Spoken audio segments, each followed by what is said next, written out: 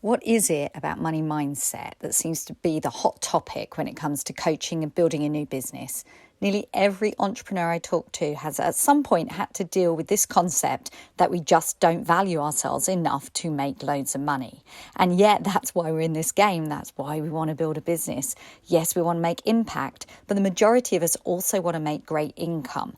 I know that I personally have great ideas about abundance and wealth and how important it is to make a great success of my business in financial terms, as well as feeling lit up and making a great impact and changing lives. So, what is the deal about money mindset? Is it really a thing? How much do we need to worry about it? So, let's dive in. Hi, this is Action Taker Tribe, and I'm your host, Jo Ingram. And today I'm talking about money mindset. What does money mindset mean to you? What is it that you feel you're coming up against as a new entrepreneur, as a new coach, that makes you think, if only I could sort out my money mindset? Well, for me, it was a couple of things. First of all, it's this idea that you have to ask people to pay you for your services. There's something so incredibly icky about this aspect of running a business, where you actually have to say to someone, look, my services are this, and this is what it costs. You'll need to pay me for my services. And actually, in this business where we are taught and encouraged to give all of our value away for free, there's often a discrepancy between the thoughts about charging and what I give and how I can earn and all the things in between. Is that something that you've come up against? That you've also been wondering, how much do I give for free and where do I draw the line and what exactly do I charge for? Now, I do truly believe in giving a great deal of value for free, and you should have platforms where you do that naturally. This podcast is one of mine, where I love giving value for free and talking about topics that some people pay me to discuss, and many others are delighted to get the value for free. But getting to a place where you are comfortable to charge for your services is incredibly important. And it's so important to consider about why you find it hard to ask for money or to raise your prices. What exactly is holding you back, and what element of the money mindset problem is actually keeping you stuck? Now, you may have heard me mention this before, but at the beginning, when I first pivoted out of a 20-year career working in corporate for an advertising agency, I knew that I wanted to coach and very quickly understood that I could give great value as a business coach in the online space, and yet did not trust myself to ask people to pay me for it. I do believe at the beginning, sometimes you just have to try it for nothing. Find your feet, get a bit of experience, and that's exactly what I did. However, I wouldn't necessarily recommend to everybody that you're still doing that after 30 clients. And that is exactly where I was at the very beginning.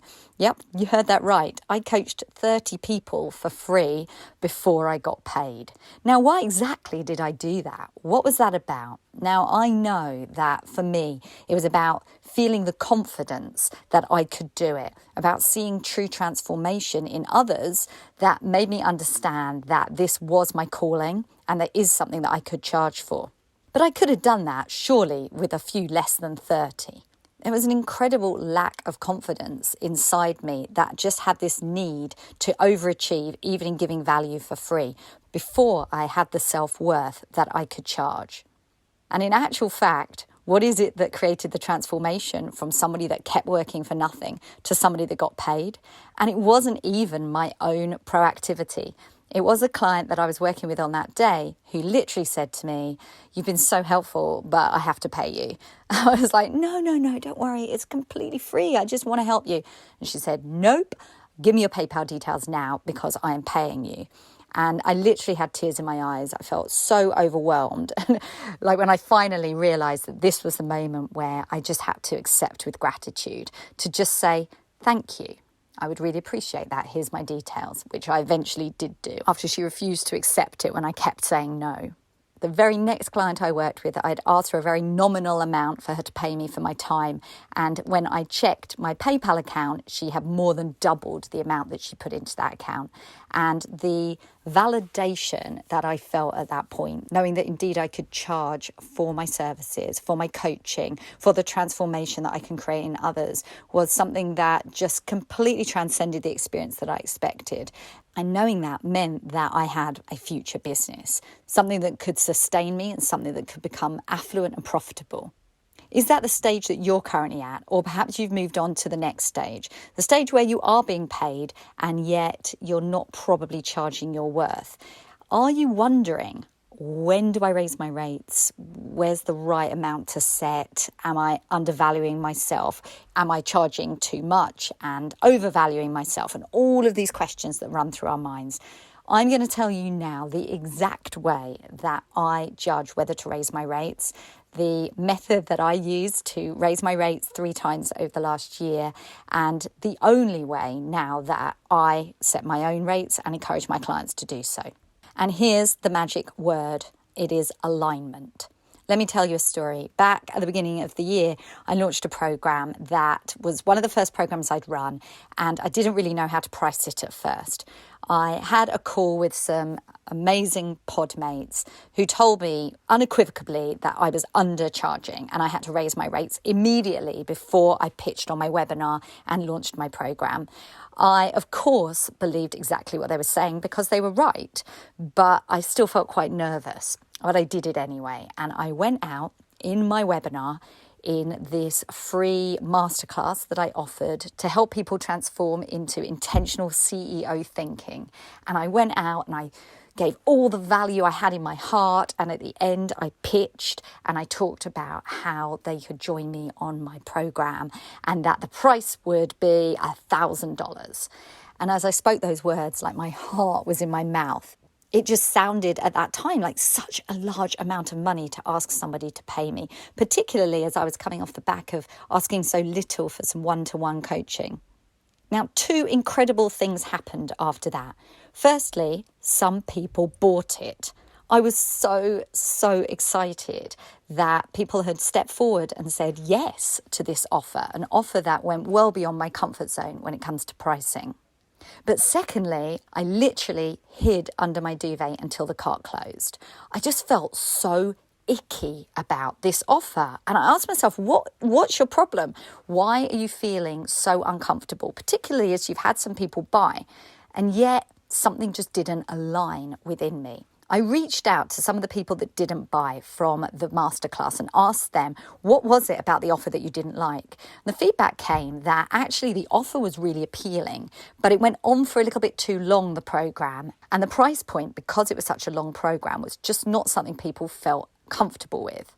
I immediately reshaped my program, both in the amount of time that I was going to work with people and the amount that it cost. Now, I wouldn't recommend that you backpedal in the middle of a launch. It isn't something that's commonly done. But my alignment felt so out that I just knew that if I could make those changes gracefully, then I could move forward, not only serving more people, but feeling great at the same time, feeling aligned with my heart, absolutely in the right place with the offer and the pricing and the clients.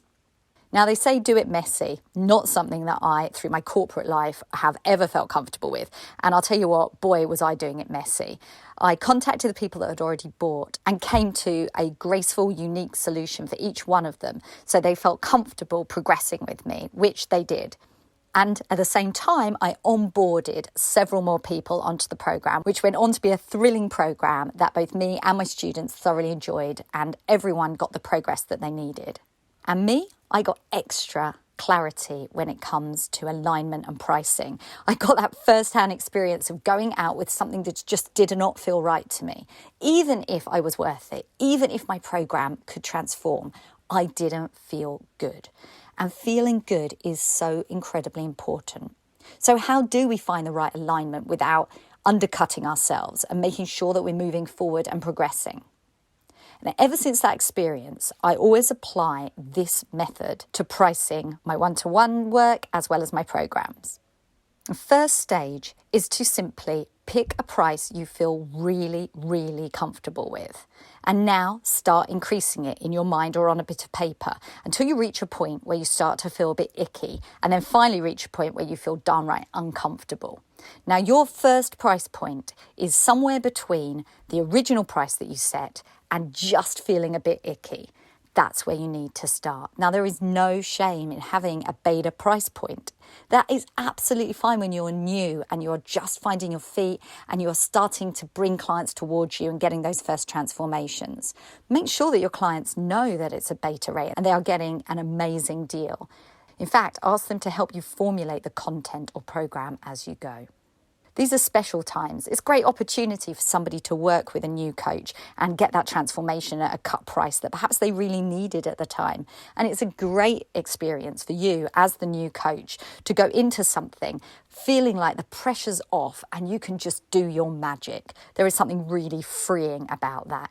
The same way that perhaps I felt a lack of pressure when I was doing all my coaching for free. But this time you're going to get paid, but you're going to create a price point that takes the pressure off and allows you to go with the flow and do what you need to do to grow your program experience, create those initial transformations, get those testimonials.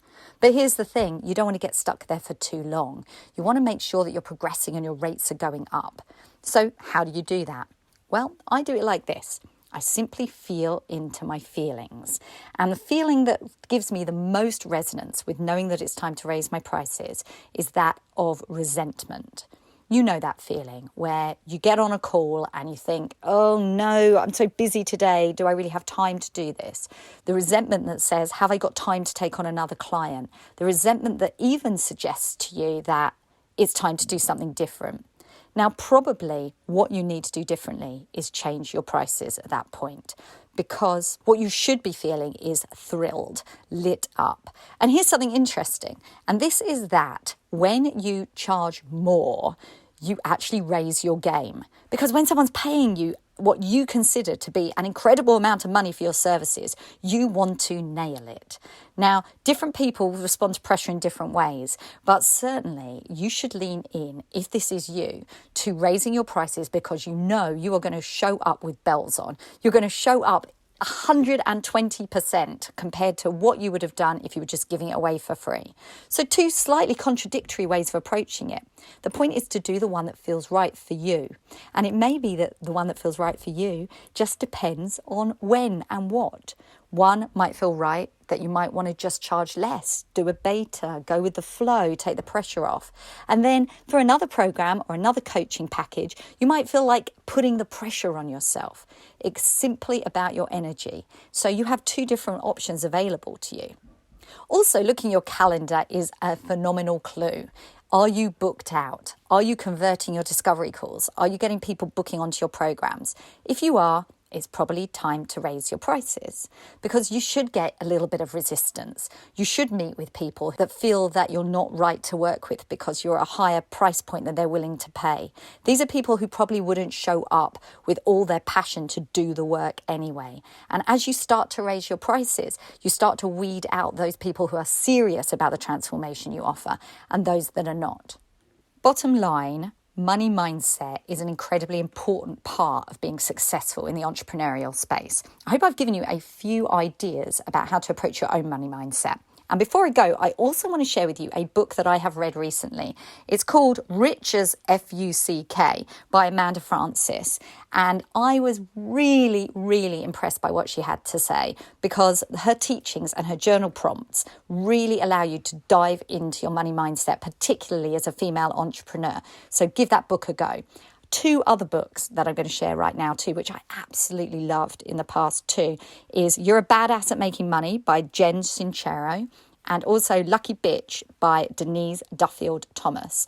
I love the fact that women are breaking new barriers when it comes to earnings. I love the fact that women in the online space are writing amazing books. And I love the fact that now is our time to rise. It's our time to overcome our money mindset problems and start making money that allows us to keep giving that value, to make that impact, and to live the lives that bring us joy in all levels of abundance.